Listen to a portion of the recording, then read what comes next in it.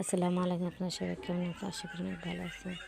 কালকে আমি একটা ভিডিও দিয়েছিলাম নানা ভাই দেখেন এখানে হাতিগাল দিয়ে মাটি কাটা হচ্ছে।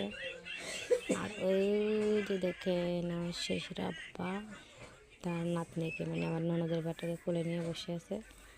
এতটা নানার পাগল সেটা বলার বাইরে। আমি কখনো দেখি নাই যে এরকম যে নানার জন্য পাগল, সারাদিন না খায় থাকতে রাজি আছে, তা নানাকে ছাড়তে রাজি নেই। দেখেন একটা পুরোটাই কাটা হবে হাতিকাল দিয়ে। আগে একটা পোষ কিনে আসলো, মানে গভীর কম ছিল, সেজন্য একটা মাটি কেটে আর অনেক গভীর করবো করে এখানে মাছ চাষ করা হয়। মাছ করার চাষটা আমার শ্বশুর আব্বাই দেখে, যে তার মহাজন শুদ্ধ আমার শ্বশুর আব্বা দাঁড়ানো আছে। আর দেখেন ওই যেমন ননদের ছেলেও দাঁড়ানো আছে। আর এটা একটা ননদের ছেলে।